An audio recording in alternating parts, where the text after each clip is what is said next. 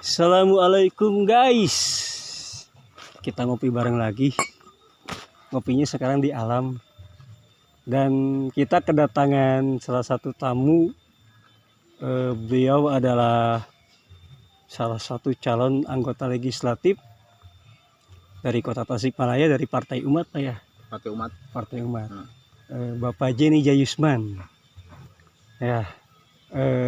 Saya lihat balihonya itu keren, beda dari orang lain. seneng konsepnya beliau ini, saya seneng dengan baliho yang beda dari orang lain itu Pak. Milenial Gen Z gitu. Nipu.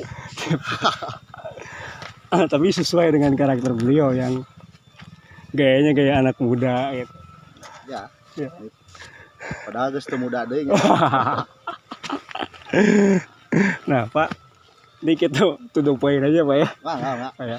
Nah, di kan banyak orang yang sudah mengenal Pak Jenny Jayusman. Kita perkuatkan kembali dengan digital Pak ya, dengan podcast. Nah, biar teman-teman Gen Z juga yang generasi milenial dan milenial lebih mengetahui siapa itu Pak Jenny Jayusman.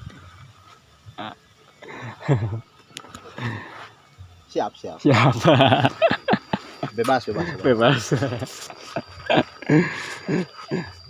Kalau nggak salah di 2014 sempat di ini juga Pak ya? Ya. Ya, di komisi apa dulu Pak? Pertama tuh 2009 sebetulnya. Oh 2009, Pon. Senior. Waduh. Ini senior saya berarti. Senior nyamar jadi junior. Wow, Akbar. Pertama nyalon tuh 2009. 2009 ya. 2009 dua periode berarti. 2009 2014. 2014 itu waktu itu anggota. Ya. Ya, Komisi 2. Komisi 2 berarti ekonomi UMKM koperasi ya. Ya. Kalau di pusat tuh gaya tuh. Ya. Ekonomi. Kalau di daerah ya pasar. UMKM. Koperasi, apalagi Tasik terkenal koperasinya Pak ya. Terus kemudian 2014 nyaleg lagi periode kedua. Ya kan, alhamdulillah. Kenging deui. Alhamdulillah. Ya, periode kedua itu 2014 2019. Ya. Waktu itu kalau periode pertama anggota, periode kedua itu waktu itu pimpinan. Meningkat. 2019 nggak gejelig dah. Jadi barangkal. Tapi akhirnya naik deh Pak. Mudah-mudahan Pak. Mudah-mudahan filosofi kabayan. Iya benar. Terus terus tanya, lamun terus nanyak teh ulah sok nan. Pasti menang pudunan. Terus mudun. Nanyak deui. Mudah-mudahan lah. Amin. Sekaligus juga pembelajaran bagi saya pribadi khususnya. Bahwa rencana itu tidak melulu sesuai dengan yang direncanakan dan diharapkan. Selalu ada halangan, ujian lah. Setuju Pak, karena pembelajaran guru terbaik itu pengalaman Pak. Insya Allah ya. Iya, pengalaman. Dan pasti kita karena beliau ini sangat-sangat amat berpengalaman. Pengalaman kalah dan menang. Itu pada otomatis kan sudah merasakan asam manis pahitnya sebuah perjuangan Pak. Ya. Kayaknya udah komplit ya. Iya, komplit. Dari mulai manisnya alhamdulillah ya. Alhamdulillah. Periode tuh jadi angleg. Pahitnya kalah kemarin. Rasanya kalah itu mantap. Dan bagi saya sih sekarang bisa bilang saya alhamdulillah. Iya. Proses dulu tuh sebelum jadi angleg itu 2009 ke belakang tuh. Emang sangat berliku dan curang. Ya kebetulan saya ngalamin juga sih ancaman bahkan teror ngalamin. Ya apalagi waktu zaman dulu Pak ya masih. Pilkada waktu itu. Yang lumayan berat. Tapi sekaligus juga hikmahnya yang satu sebenarnya nggak waktu 2000 reformasi gak terbersit sedikit pun untuk menjadi anggota dewan. Bukan bagian dari cita-cita. Tapi ya garis tangan. Takdir Pak. Mudah-mudahan takdir baik. Amin, amin. Takdir baik. Ya, siapa? Nah, tadi kan kita bicara tentang dewan Pak. Ya. Nah, apabila nanti terpilih lagi Pak, aspirasi apa yang akan Pak Jadi lakukan di Dapil 1 nih? Jadi kalau mengenai aspirasi itu sebetulnya gini ya. Jadi anggota legislatif itu apa ya, gampang-gampang susah juga. GGS berarti kan? Iya. Benar, gampang masuk. Iya. Sebut gampang karena tergantung hati dan daya kritis kita sih. Iya. Itu integritas diri ya. Disebut susah, susahnya ya itu tadi ya. Kita begitu heterogennya aspirasi di masyarakat. Saya jujur aja dari 2009 pertama kali nyalek sampai hari ini, saya tuh nggak pernah keluar janji politik. Bahaya itu. Nah, bagi si caleg, bagi si masyarakat, bagi si tim. Karena pasti terus ditagih Pak. Dan wajib tuh. Iya, wajib ditagih. Wajib gitu. Bahkan saran saya kalau ke masyarakat tuh, jika ada caleg yang ketika dia sosialisasi segala diomongin janji keluar, itu jangan dihentikan. Tanya terus biar keluar janjinya, catat. Bila perlu direkam ya. Iya. Terus dia tanda tangan dan materai. Itu biar si masyarakat punya apa ya, kekuatan hukum. Ya, kesepakatan ada apa? MOU lah. Bisa dibikin MOU. Bisa juga ini serius buat pembelajaran aja buat caleg yang serampangan bicara tuh. Gitu kan. Segala macam diomongin, gitu kan. Yang manis-manis, gitu kan. Berangkat dari bukan dari pengetahuan tapi apa ya, rayuan gitu. Ini yang akhirnya merusak politik secara umum itu gitu. Dicap lah politik itu hanya obrol janji, beres menang kabur.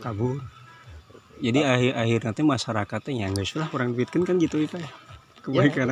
Karena posisinya ada seperti itu. Jadi masalah duit tuh ya, kalau money politik itu apa ya, masyarakat tuh kehilangan motif. Saya mau milih nih, milih Fikri misalkan, motifnya apa? Teman, oke. Masih boleh tuh. Saudara, oke, masih boleh kan? Jumlahnya berapa? Iya benar. Ya kan? Sedangkan untuk duduk di sebuah jabatan itu kan ribuan. Nah yang ribuannya itu kehilangan motif. Benar. Satu itu. Kedua juga tadi rekam jejak politisi ke belakang itu tadi banyak apa umar janji ya kan? Setelah itu dia terjerat oleh mulutnya sendiri. Banyak tuh yang janji yang gaji bla bla bla nggak diambil lah, ini itu. Kemudian judulnya berat tuh, mensejahterakan masyarakat.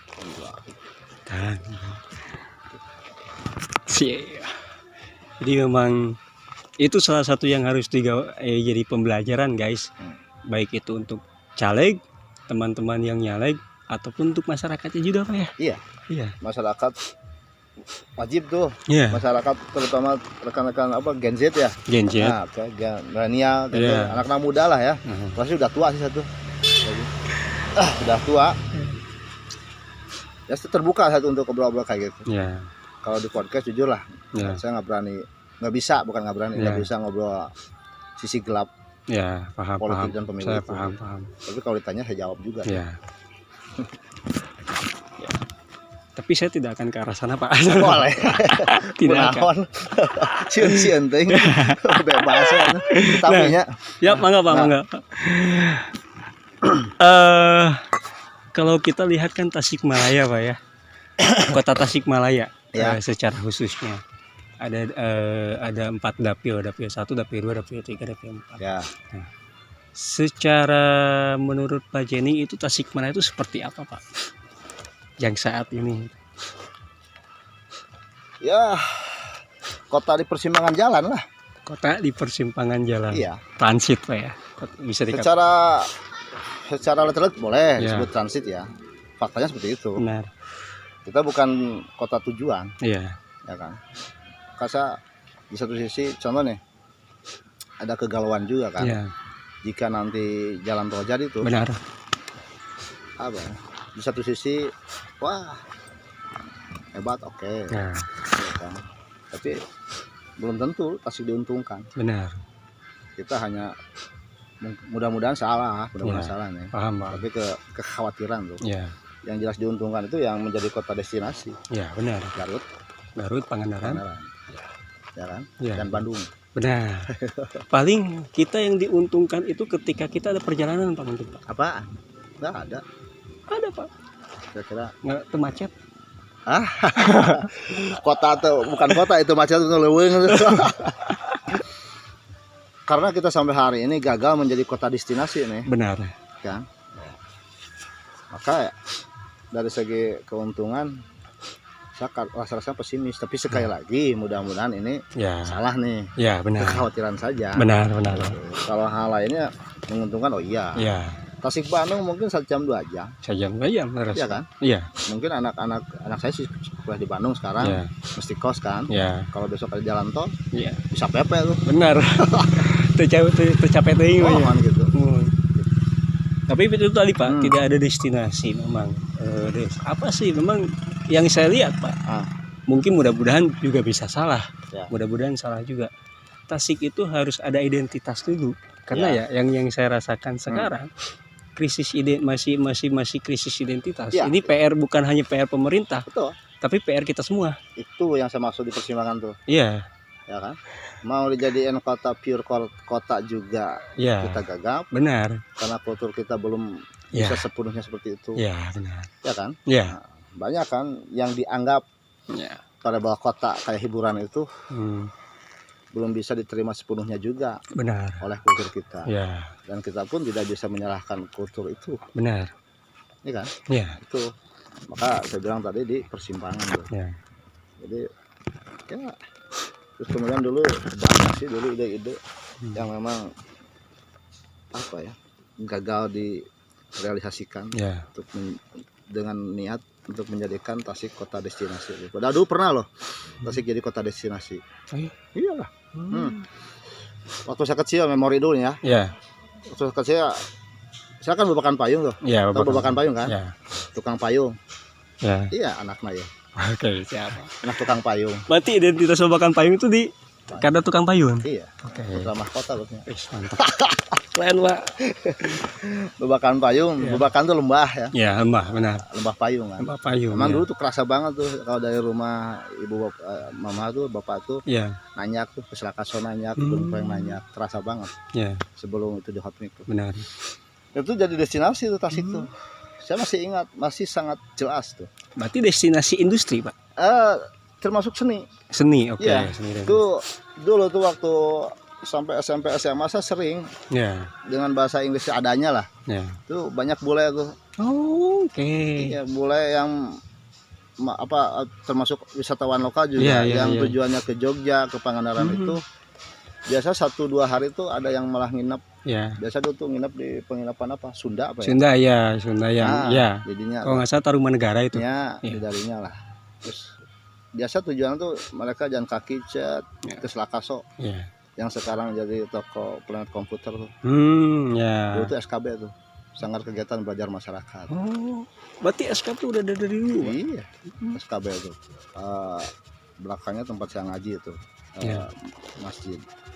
Tuh jam 9 sampai zuhur tuh biasanya ibu-ibu ada yang belajar menjahit, Iya. nanya. Sore harinya tuh tari jaipongan, serimpi. Iya. Malamnya badai isya silat. Terus kemudian habis dari sana tuh biasanya tuh ke rumah kakek saya almarhum. Lihat orang bikin payung. Oke. Terus saya masih ingat rutenya. Saya yang suka nganter satu. Bergaya itu. Gaya dadakan ya. Terus nganter ke rumah almarhum Pak Haji Ikung. Kelom Glory. Ada 2 UMKM kelom besar lah di sana. Ya. Jadi kelom itu dulu bukan di Taman Sari. Oh, di finishingnya sana. di Babakan Payung. Oh. Terakhir ke Lebah Entan kalau saya bilang tuh suka bikin kurung manuk Ya. yang mahal yang bagus-bagus. itu destinasi, kadang ke Galunggung barulah mereka 1-2 hari kemudian melanjutkan ke Pangandaran atau ke Jogja. Oke, berarti ini satu ilmu nih untuk generasi zilenial dan milenial, Pak. Dan itu pernah saya sendiri sama siapa tuh waktu Dudi RS waktu dia. Oh iya, Kang Dudi RS ya. Siapa? Pimrad waktu itu. Pimrad Priangan waktu itu. Iya, Priangan ya. Kita pernah kumpul ngobrol-ngobrol, yuk kita coba lagi dah, kita bikin kan. Pernah diajukan zaman wali kotanya Pak Sari, tapi ya gitulah. Waktu itu tahun 2010 kalau nggak salah, anggota dewan, masih fresh lah. Kita coba, bahkan kecewa iyalah. Padahal berandai-andai saja. Dulu tuh kita ngajuin gimana nih, ex gedung DPRD, ya, yang sekarang jadi Tamkot, ya kan? Itu kita ajukan robah menjadi pusir budaya Sunda. Itu untuk memanfaatkan bekas gedung DPRD kabupaten. Itu kan udah ruangan-ruangan. Ya benar. Dari mana idenya? Dari tadi SKB. Bisa jadi galeri Pak ya padahal. Ya kan? Galeri lah, dari mulai Tari Jaipongan sampai Debus. Lais kan. Iya. Anak-anak SD sampai SMP kan. Maka 5 tahun ke depan, 10 tahun ke depan itu kita bisa jadi kota destinasi. Tapi ya apa daya, malah dijadikan Tamkot. Kalau Anda mau tahu, mungkin taman termahal tuh waktu itu. Oh gitu Pak? Iya, harga tanahnya sabaraha. Oh iya benar sih. Dijadikan taman dari Pak. Bukan lagi per bata atau per tumbak Pak, ya per meter itu. Per meter di pusat kota coba. Iya kan? Jadikan Tamkot. Kalau bahasa itu bahasa ring 1 itu Pak. Wilayah ring 1 gitu kan. Iya. Nggak tahu konsepnya sekarang nggak seperti apa dari awal. Gitu. Kita tolak juga Mangperang aja tuh. Waktu itu wali kota siapa? Budi Budiman. Iya, Budi Budiman. Ya udahlah, kayak gitu tuh akhirnya tuh. Memang kan salah satu yang miris Pak ya. Ketika saya mendengar Tasik itu minim terkait tempat wisata alam. Nggak ada. Iya, miris, sangat miris gitu kan. Kenapa nggak dibikin gitu kan? Bisa seperti itu kan? Ada sebuah event yang membuat orang luar itu naon di Tasik. Ya, magnetnya apa nih? Itu. Iya, benar. Setelah kalau itu sudah jadi destinasi ya, maka domino efeknya tuh kan pasti ke ekonomi kan. Ekonomi pasti. Ekonomi dan ekonomi masyarakat tentunya. Iya. Itu kepastian. Ini yang belum ada tuh ide lain tuh di Tasik. Ya, berjalan gitu aja Tasik. Makanya dari awal saya bilang persimpangan. Konsepnya mungkin yang belum nggak mau bumi lah. Iya. Contohnya visi misinya dulu tuh wali kota ingin Tasik kota termaju Jawa Barat. Bagus sebagai sebuah judul. Iya. Tapi pahit untuk dilaksanakan. Prakteknya kumaha kan gitu. Ya sudah jelas gagal. Iya. nggak usah di. Karena kan kalau yang saya lihat Pak ya, mohon maaf, di perwilayah itu sebenarnya sudah ada potensi-potensinya Tasik kota itu di perwilayahnya. Semacam Indihiang kan, potensi dengan payung gelisnya. Pekan Payung. Iya, Pekan Payung. Pekan itu kan cerita rada dikit ke keluarga nih. Iya. Kenapa jadi di Panyingkiran tuh kan? Sentra Payung ya. Iya. Sebetulnya kan Pekan Payung dengan namanya udah ketahuan tuh. Benar, iya. Asal muasalnya Payung itu dari sana. Dan Nilara dari rumah saya tuh. Di rumah ibu bapak saya lah. Iya. Itu waktu itu bapak saya ditawarin mau dibikinin kayak itu selamat datang sentra ini Wilujeng Sumping gitu. Nolak, bilah nggak mau, malas urusan jeung pemerintah macam jigo ka ditu. Oh jadi akhirnya dipindahkan ke Panyingkiran. Dipindahkan ke Panyingkiran. Panyingkiran itu sebetulnya mereka dulu tuh kerja di kami. Dibawalah pekerjaannya ke sana.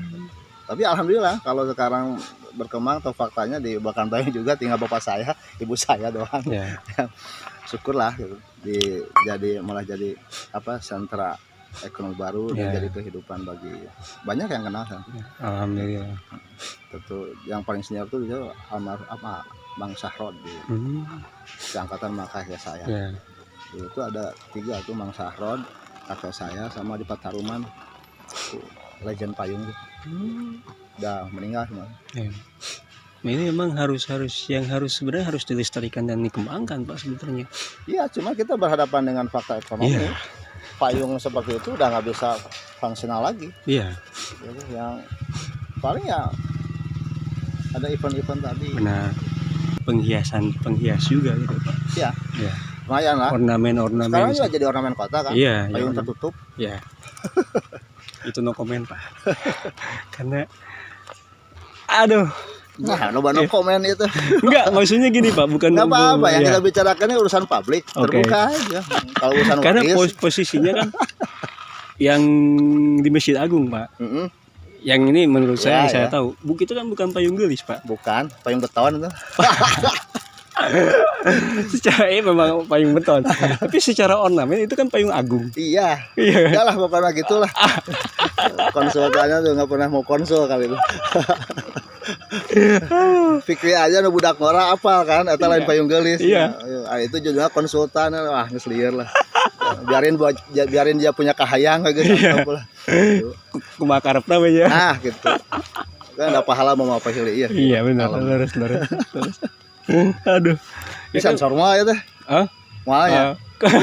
Kumaha? Ulah ya jadikeun Pak. Jadikeun mah tuh. Jadikeun.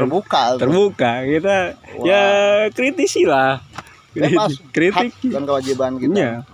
Sebagai masyarakat Pak ya. Iya. Iya bebas bener. Kan ya Pak, itu tadi Pak, balik lagi per wilayah kan ada potensi-potensi kayak Kolom Gelis, Tubeet, Panyaman, iya. Sambong. Terus non Purbaratu teh Mendong, ya Samak Mendong. Banyak. Banyak. Taman Sari, Klom. Iya. Ya. Tinggal cerita. Itu. Yang terjadi kan itu sekarang Pak. Tinggal cerita. Sebenarnya kan kalau misalnya itu dilakukan dengan baik oleh kita dan dilestarikan dengan baik oleh kita, itu bisa jadi kota destinasi itu tadi Pak. Dulu tadi itu gitu. Gini ya. Dulu saya sama Dudi CS itu kita ngobrol tuh belum sampai ke dampak positif ekonomi ya. Ya. Desainnya adalah bagaimana nih kita punya sebuah event, sebuah titik atau apa namanya kan, yang menyebabkan kita menjadi destinasi. Ya. Kayak saya ke Jogja misalkan, emang mau belanja kan enggak? Ya. Naon mau nangan gelang nu murah beribu tutlin. Ya. Ulin ke Jogja, Pangandaran ulin. Nggak ada tuh orang ke Pangandaran niatnya rek meuli kaos. Iya benar. Ya kan? Ya udah, datanglah ke sana. Ya setelah datang kan kebutuhan makan, minum, ya kan? Souvenir, atau jajan, ya kan? Terus beli, itu kan itu dampak ekonomi. Mas. Ini yang core-nya ini nih. Iya. How to be a destination-nya itu tuh yang mesti dipikirkan itu, diajukan. Pemerintahan kita tuh ya kota nih, kan? Singkadang wali kota. PJ deh. Tapi cuma aja dia ngege. Malila. Allahu Akbar. Itu para kandidat ya depannya gitu kan. Para kandidat ya 2000. Iya benar tuh. Iya kan? Iya, setelah Pileg dan Pilpres Pak ya, November ya. November ya. Ada kan? Iya. Itu yang mesti dipikirkan tuh itu tuh. Itu selama ini faktual ya. Saya berani bertanggung jawabkan kan. Gitu. Kegiatannya ya hanya yang sifatnya itu aja. Iya. Formalitas seremonial rutin. Benar. Gitu. Benar. Rutin. Cocok lah. Yang barudak ngora. Iya. Benar Pak. Benar. Cocok tuh yang barudak ngora mah praktekna kumaha, dampingannya seperti apa. Kan? Iya. Entak pilkada cari cingwa ya budak ngora ya. Iya, benar. Sok bikin Bang Ide. Hubungi saya. Oh, siap. Hubungi Pak Jenny ya. Bang Ide ya. Kita bikin. Kalau mau lamun di aku umat agas ke saya. Allahu Akbar. Keren ya. Iklannya keren gitu. Di situ di aku umat. Ngobrol-ngobrol. Serius kita sedang ini. Enggak mungkin kami politisi Enggak semua pemikiran kota Tasik itu ada di kami. Iya, benar. Enggak ada. YouTuber saya nggak tahu. Iya. Banyak lah. Saya juga udah setara gaul lagi sekolah deh. Gitu. Jadi kita terbuka lah untuk merancang, ya kan, Tasik ke depan dari 24 November ke sana. Ya. Gitu. Ini perpindahan generasi itu sudah harus kita sambut nih. Periode menuju generasi emas Pak ya katanya. Muriang tuh aja. Kamar dua tembaga itu. Karong sok. Tapi ya ini yang kita lakukan juga di tempat ini Pak. Ya. Yang kita lakukan di tempat ini mengkolaborasikan situs Batu Gores ya. Mengkolaborasikan antara orang muda dengan senior. Ya. Di sini kan ada seniman kumpulnya di sini. Jadi pengen kita bikin satu ruang aspirasi untuk para komunitas yang ada di Kota Tasikmalaya diekspresikan gitu Pak. Dengan kondisi seadanya. Walaupun kondisinya seadanya. Ya, kumaha deui. Tapi yang penting mah jalan heula gitu kan. Karena kan posisinya alasannya bayar gedungnya mahal gitu Pak. Iya. Paham. Dan celakanya juga kesenian tradisional itu kan tidak menarik ya. Menjadi tidak menarik gitu. Iya. Akhirnya termasuk itu yang jadi pikiran kami itu. Iya. Dulu ya waktu saya kecil di SKB itu para pelaku seni itu orang kota. Iya. Saya orang kota lah katakan, babakan payung kan. Iya. Kayak kusur dayeh kan. Iya. Kita latihan jaipongan, kita latihan silat. Maka si seni itu menjadi ngota. Iya, ngota. Kebayang nggak jika saja Tamkot itu dulu jadi pusat budaya Sunda kan. Oke ya. Itu para pelaku seni itu kan orang kota. Benar. Kira-kira terus ini jadi ngota nggak tuh? Ngota Pak. Nah, itu dia. Ngota. Dan pelaku seni akan berdaya pada akhirnya. Karena yang terjadi sekarang pelaku seni sendiri belum berdaya. Ya. Tuh, itu dulu tuh. Ya mudah-mudahan lah ke depan ada yang apa ya? Ya. Bukan saya sok seni ya. Ya. Dan saya bukan pelaku seni. Benar. Penikmat oke lah. Saya bukan pelaku seni. Saya nggak punya jiwa seni. Tapi ya mengingat itu pertanyaan besarnya nih kan tadi tuh. Ya. Tasikmalaya. Tasik tuh seperti apa? Ya, gitu. Seperti apa? Gitu. Ada satu hal kan kalau bahwa Tasik itu harus kita pikirkan menjadi kota destinasi dengan ketiadaan sumber daya alam dan sebagainya kan gitu ya. Itu mungkin salah satunya yang hari ini muncul ya hanya memori masa lalu dan itu sudah gagal. Dan satu Pak yang saya ingin bicarakan ke Pak Jenny ya. Tolong kasih nama Jalan Hajat Pak. Maksudnya? Kan ngaranna geus jelas. Kan kayak Hijana Mustafa. Kan iya memang nggak jelas gitu. Tapi kan jadi Marlboro Tasikmalaya gitu Pak. Nah, itulah itu. Hari ngebangun sejelas konsepnya kan hanya ngebangun. Kan bisa kalau menurut saya bisa jadi hajat center gitu kan atau hajat road gitu udah, kan. Jangan sebut Malioboro, hajat aja udah. Gitu. Hilangkan. Kan. Itu kan keinginan wali kota kemarin tuh. Iya. Tapi kenapa yang anu global anu nanti? Ya makanya jangan ditanggapi. Cuekeun geus ngaraeun. Eranya. Ente jangan sebut itu Malioboro. Iya. Ya kan? Cuma jadi terganggu gitu, Pak.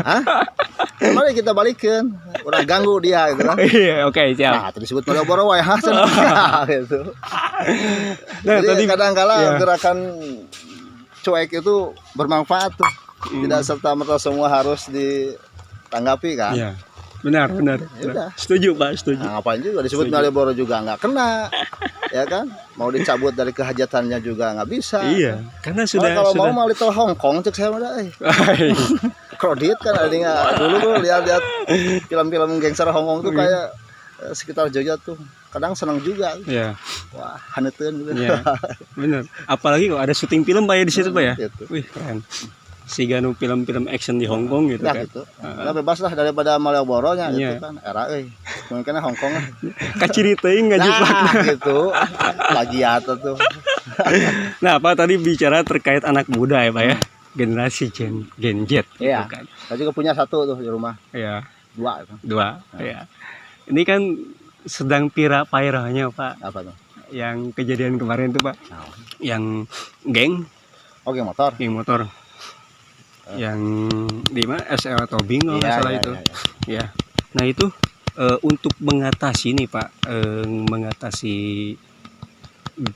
anak muda tidak terjerumus ke geng motor ini, menurut Pak Jenny sendiri ini seperti apa Pak solusinya? Sebetulnya jawabannya mudah. Mudah. Duka ya. Jujur, saya kan nanya ke budak. Saya sering tuh ngantar sekolah kan. Ya. Gitu. Saya sering nanya justru ke anak. Pas 5 SD. Ya. Pai, liar, ngapain? Sama. Sama. Tapi ketika saya bertanya ke anak saya itu, sebetulnya bukan bertanya juga sih. Ya. Early warning ke dia. Ya paham. Saya paham. Jadi apa? Intinya mah kepada yang sudah punya anak, seumuran saya nih, ya kan? Dan ke yang anak muda itu, cari juga kan. Nenaunan ngabring terus ngabacok jelema gitu ke hati saya gitu. Saya tuh mencintai hayamnya tuh wani gitu. Ya, kemudian gitu. Ngelihat apa ya kalau Idul Adha tuh. Ya. Oh ya. Idul kurban tuh. Kurban itu. Nggak berani saya depan sapinya. Ngeri gitu. Ya. Nggak kebayang gitu. Ini jujur saya bukan ahli psikologi, bukan ahli anak kan. Kalau ditanya solusi nggak ada. Gitu. Ya, yang kebayang saya dari segi orang tua aja. Ya. Gitu. Sayangilah anakmu gitu kan. Ulah eleh ku hayam. Ya, benar. Hayam wae kan magrib kok kotak deh dengan anaknya. Gitu ya. Iya. Tapi aku anak jelema diantep. Bener. Itu saja sih gitu. Kalau solusi banyaklah ahlinya dari kepolisian dan sebagainya. Ngandalin juga apa namanya?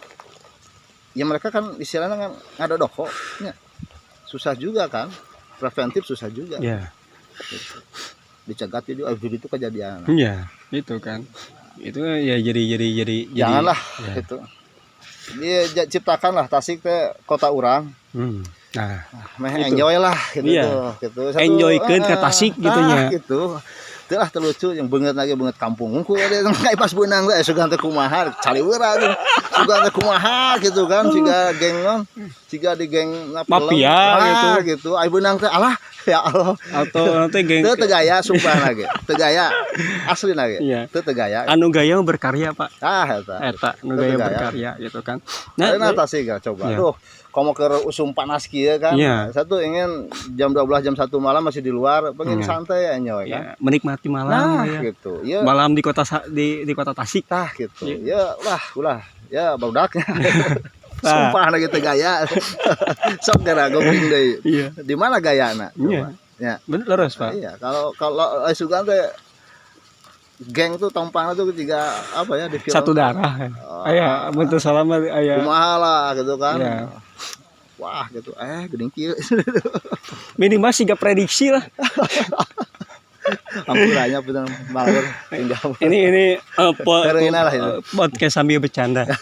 Podcast sambil bercanda. Memang kan posisi yang saya mungkin menjadi menyimak Pak. Dan mungkin agak sotoy juga ketika berbicara terkait itu.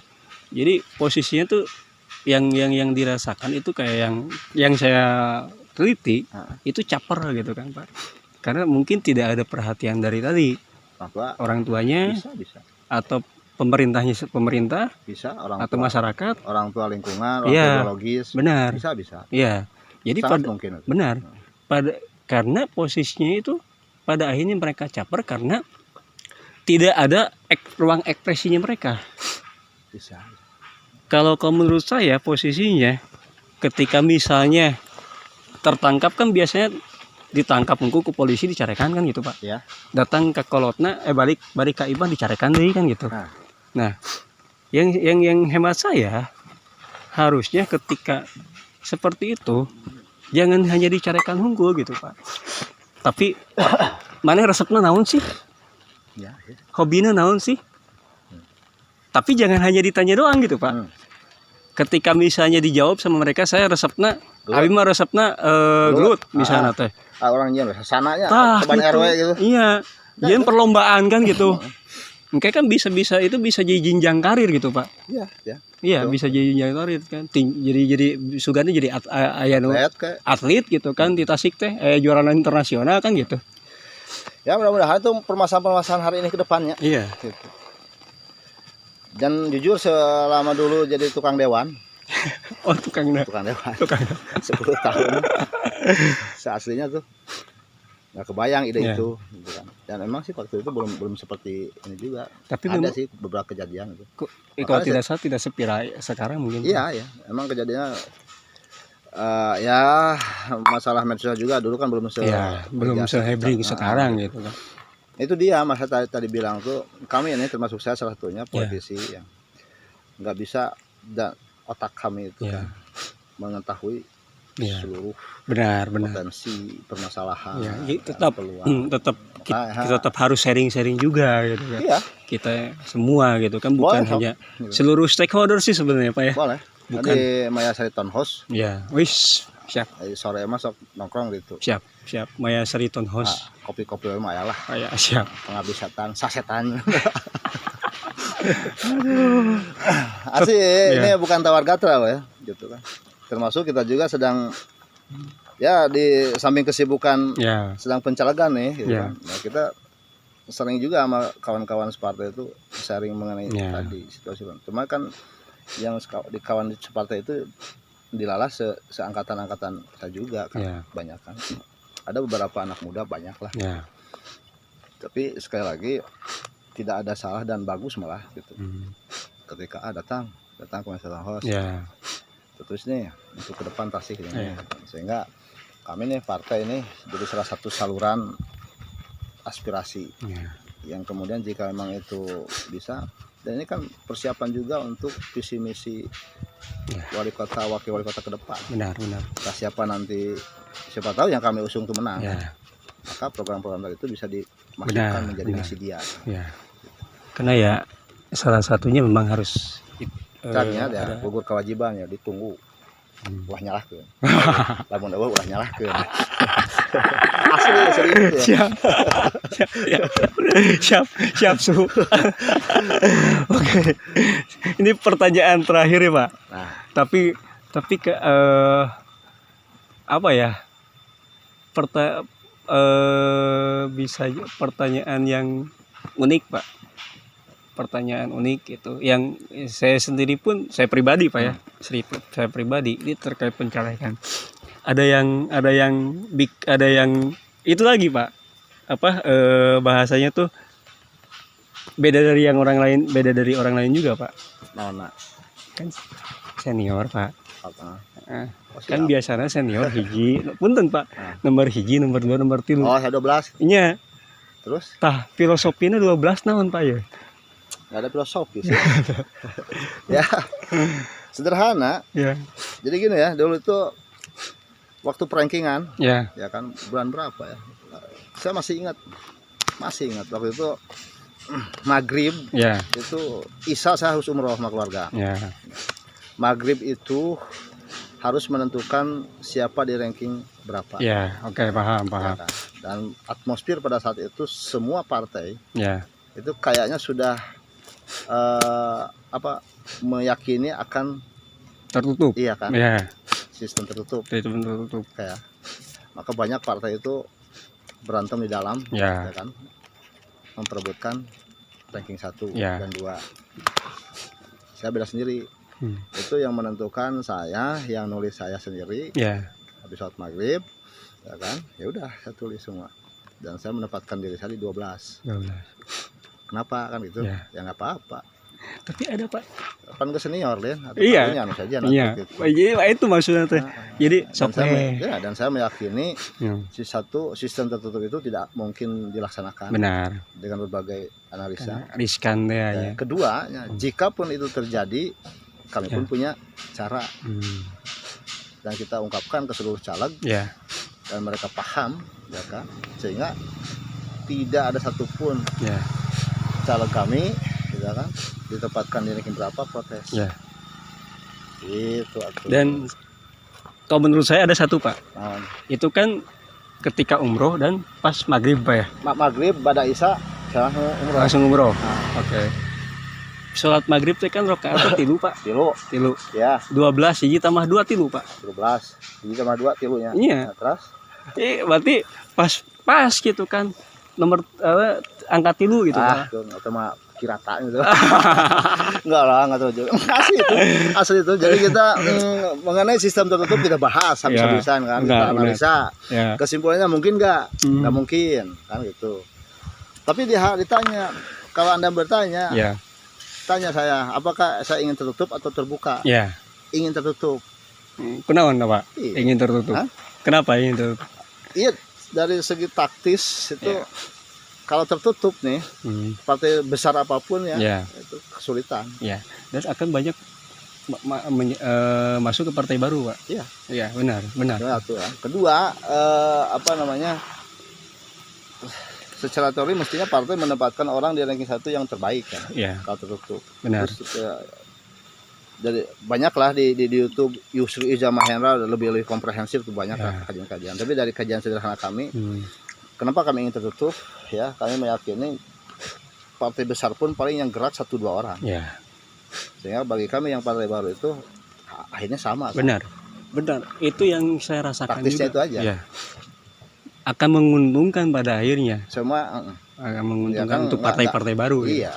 Ya, kalau sekarang kan kita bertarung nih. Dengan SDM seadanya melawan mereka yang sudah full power kan. Benar. Ada yang punya incumbent 2, 3 kan. Nah, itu aja. Dan potensi Pak ya. Nah, tertutup sehingga potensi orang-orang yang baru itu semakin berat. Kan? Benar. Makanya kami ingin tertutup. Tapi kalau terbuka, it's okay. Ayo. Ayo. Nah, gitu. Tersiun gitu Pak ya. Siapa takut gitu Pak ya. Siap. Atur nuhun Pak Jenny. Sudah mau podcast di ngopi bareng. Jadi channel nanti ngopi bareng Pak. Oh gitu. Gitu, channel nanti ngopi bareng gitu kan. Hatur nuhun Pak. Sami-sami. Mugia nanjur. Amin. Dan bisa jadi sebuah inspirasi juga buat generasi Gen Z dan milenial. Siapa tahu ada yang mau nyalek di 2029 gitu Pak. Jadi kita peringan aja. Mau nyalek atau enggak itu urusan belakang masih lama tuh. Nah, kalau mau lebih jauh bicara politik, strategi, politik sebagainya amat sangat terbuka. Ya kan. Dan ini kewajiban juga sih sebetulnya bagi semua partai ya, bukan hanya saya aja gitu kan. Untuk memberikan informasi, edukasi mengenai politik. Sebab ini disadari atau tidak, Anda mau atau tidak, suka atau tidak suka, ya kan. Kuota generasi saya itu paling tinggal berapa giga kan. Ke depan itu kan diisi oleh anak-anak muda. Termasuk saya di rumah juga punya 2 gen milenial dan gen Z itu kan. Sok diantos. Hatur nuhun Pak. Hatur nuhun. Ya. Terima kasih juga yang udah nonton dan mudah-mudahan bisa kita ambil ilmunya, bisa teman-teman ambil juga ilmunya dari Pak Jenny Jayusman. Jangan lupa di subrek karena ngaras semangat Pak kontennya gitu. Disebarkan di grup. Disebarkan di grup gitu kan. Edit sebenarnya edit nanya. Iya siap. Mau goreng picir. Oke, siap. Ya, gitu guys. Assalamualaikum warahmatullahi wabarakatuh. Waalaikumsalam warahmatullahi wabarakatuh.